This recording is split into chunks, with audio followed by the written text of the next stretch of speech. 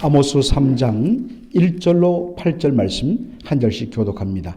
이스라엘 자손들아, 여호와께서 너희에 대하여 이르시는 이 말씀을 들으라.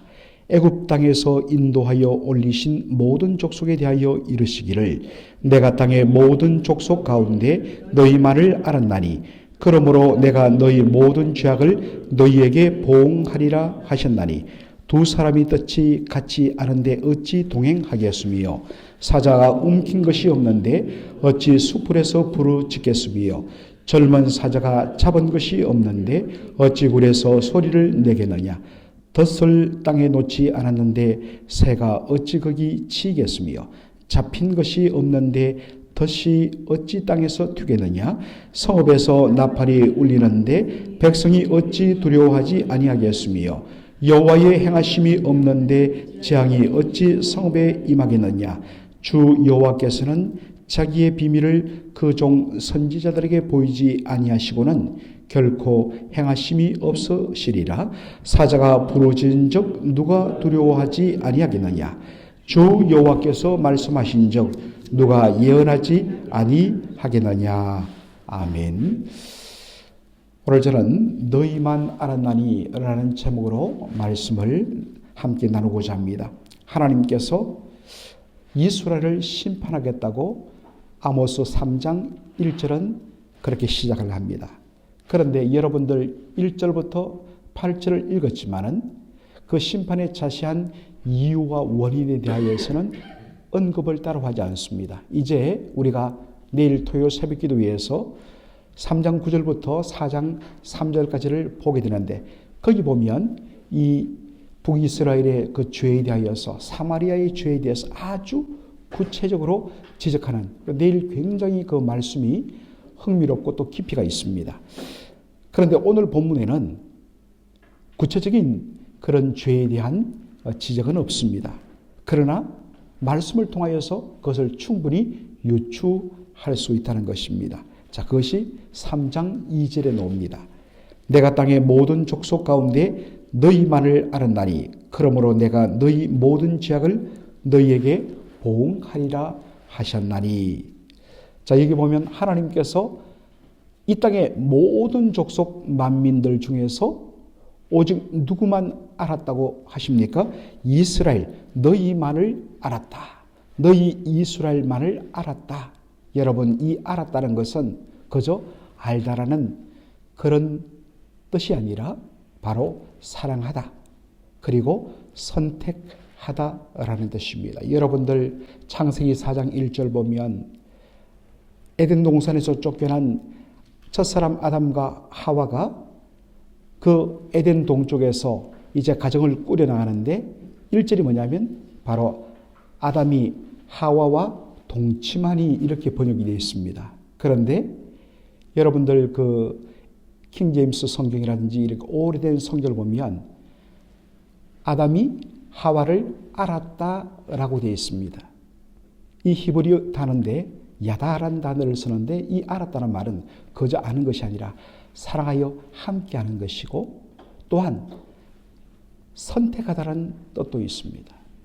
그러므로 하나님께서 말합니다. 내가 이 땅의 모든 만민들 가운데 너희만을 알았나니 내가 너희만을 사랑하여서 너희를 나의 백성으로 택했다, 선택했다라는 것입니다. 자, 바로 이 구절만 알면 자동적으로 해결되는 말씀이 로마서 8장 29절입니다. 하나님이 미리 아신 자들을 또한 그의 아들의 형상을 본받게 하기 위하여 미리 정하셨으니 이런 거로 많은 형제 중에서 맏아들이 되게 하려 하심이니라. 자, 여기 보니까 하나님이 미리 아셨다. foreknowledge. 한자로 말하면 예지입니다. 미리 알았다. 영어로는 foreknowledge. 그 다음에 그 사람들을 하나님께서 미리 정하셨다. 미리 정하셨다. 예정. predestination. 그래서 이것을 가지고 신학을 펼치는 분들도 계십니다. 어떤 분들은 하나님께서 미리 아셨다는 것을 문자 그대로 미리 아셨다, foreknowledge, 예지로 이해합니다. 하나님은 과거와 현재와 미래까지 다 보고 아시는 분이시다. 그러기에 하나님은 그 능력을 가지고 바로 창세의 시점에서 미래를 보시면서 누가 예수 그리스도를 믿는가, 그것을 미리 보시고 이 사람은 예수를 믿겠구나, 그러므로 이 사람을 내가 선택해야지, 미리 정해야지, 이렇게 순서가 된다라는 식으로 주장하는 분들도 있습니다. 그러나 사도 바울이 여기 미리 아신 자들이란 표현은 뭐냐면 아까도 미리 선택하신 자들을 뜻합니다.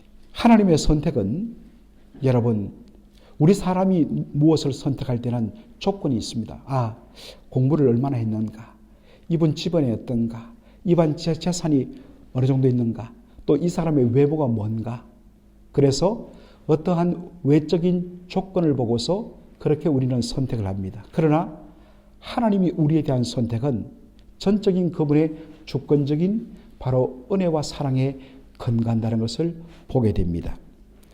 신명기 7장 그리고 9장에 보면 하나님께서 이렇게 말합니다. 내가 이 지상 만민 가운데서 너희를 나의 성민, 거룩한 백성. 이때 거룩이란 말은 우리가 생각하는 홀리란 개념이 아니라 바로 구별된, 내가 수많은 백성들 중에서 너희를 구별하여 내 백성으로 내가 선택했다라는 것입니다. 그런데 신명기 7장에 보면 하나님께서 너희를 선택한 이유가 너희가 큰 민족이기 때문에 아니라는 것입니다. 너희는 지상 만민 중에서 가장 적은 족속이라는 것입니다.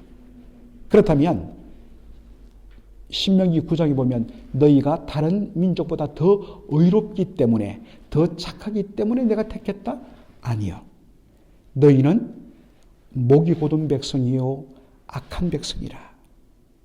그러면 신명기 7장과 9장에 거듭 말하는 하나님이 이스라엘 백성들을 만민 가운데 미리 하시고 선택하시고 사랑하신 근거는 뭐냐? 오직 하나님 그분께 있습니다. 사랑하기 때문에, 하나님의 사랑으로 인하여, 그리고 너희의 조상 아브라함과 이삭과 야곱에게 약속한 그 언약을 내가 온전히 지키기 위하여 너희를 택했다라는 것입니다. 그러므로 하나님의 선택의 모든 출발점은 하나님의 전적인 사랑과 바로 언약에 신실하신 하나님의 성품에 있다는 것입니다. 이것은 신약 시대 바로 구원받은 저와 여러분에게도 마찬가지입니다. 에베소서 1장 4절로 5절 보면 창세전에 그리스도 예수 안에서 하나님께서 우리를 택하시고 하나님의 아들, 하나님의 자녀로 우리를 프리데스티네이션, 미리 예정하실 때 이야기합니다. 그분의 사랑 안에서. 그리고 5절에 보면 그분의 정말 그 기쁘신 뜻을 따라, 우리가 예뻐서가 아니라 하나님 그분의 기쁨 때문에, 그분의 사랑으로 말미암아 우리를 택하셨다. 이게 성도의 바로 놀라운 축복입니다. 그래서 에베소 1장 6절에 보면 이 말로도 할 수 없는 하나님의 은혜에 그저 값없이 주시는 은혜의 영광을 찬미하는 것, 이것이 성도의 마땅한 삶이라 그렇게 이야기하고 있습니다. 내가 어떻게 구원받고 어떻게 하나님의 은혜를 입어서 선택받고 하나님의 백성이 되었는가라는 것을 알면 그 다음부터 삶이 정말 하나님의 백성에 합당한 삶, 그 하나님을 기쁘시게 하는 삶, 그분께 영광을 돌리는 삶이 되어야 그것이 인지상정이고 마땅한 것입니다. 그런데 이스라엘 백성이 그 놀라운 하나님의 은혜를 바로 저버리고 죄악에 빠져 살았다라는 것입니다. 그래서 하나님이 말씀하십니다. 내가 너희 모든 죄악을 너희에게 보응하리라.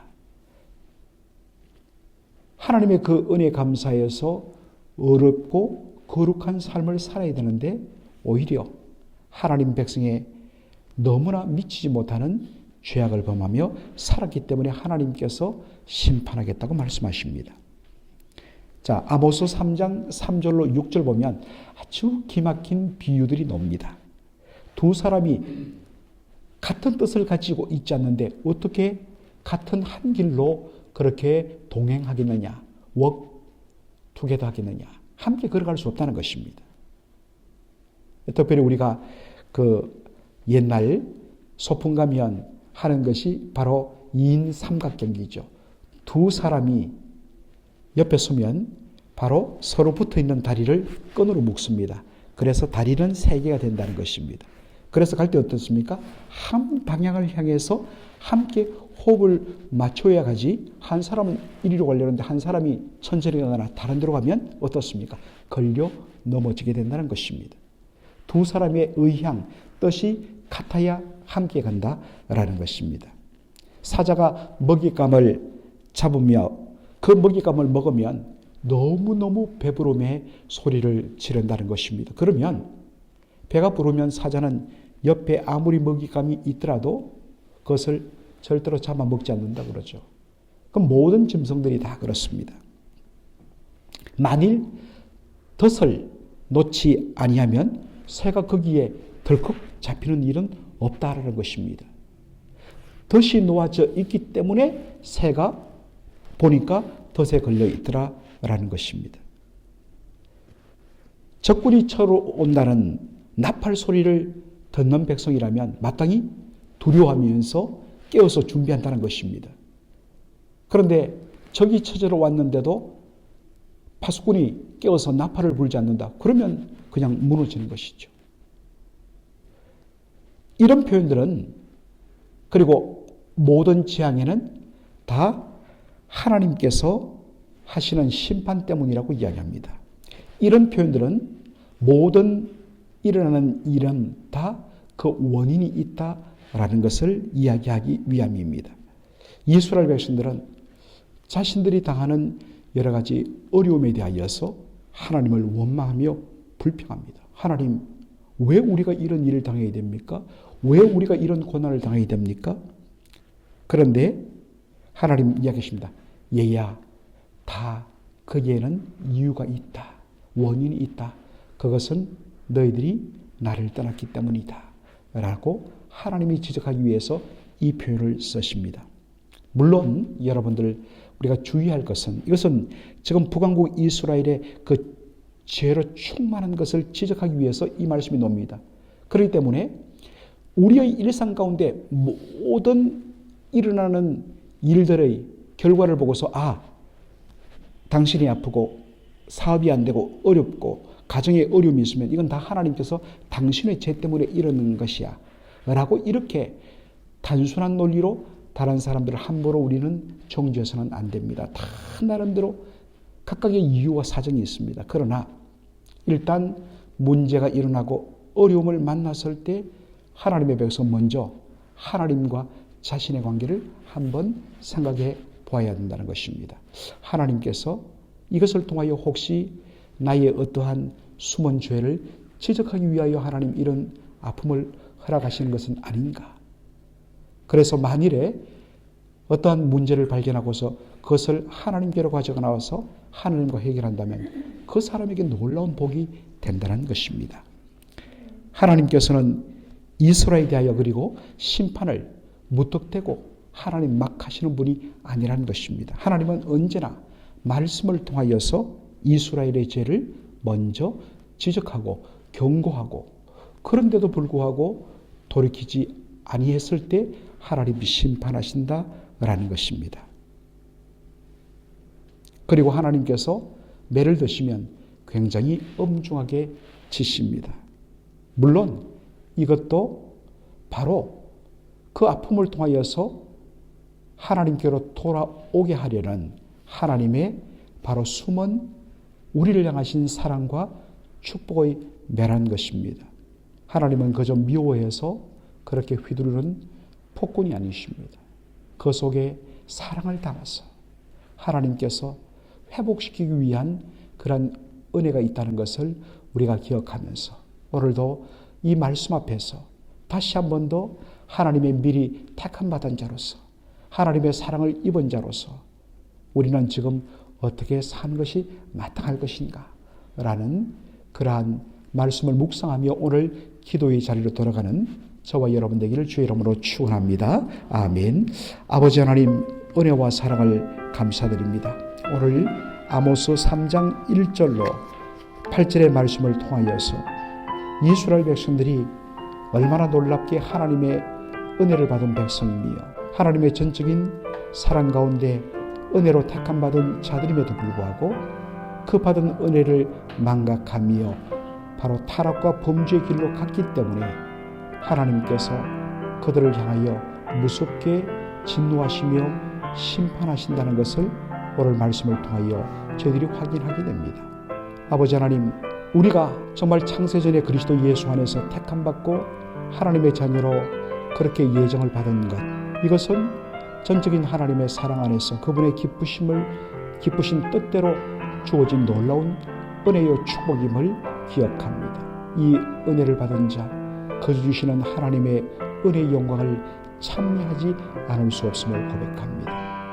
바로 우리를 부르신 그분 앞에 흠없고 부족함이 없는 그러한 하나님의 자녀에 합당한 삶을 살도록 부르셨음을 저희들이 기억하면서 아버지 하나님, 오늘도 우리의 하루의 삶이 주 앞에 그렇게 구별된 삶이 될 수 있도록 은혜를 더하여 주시옵소서.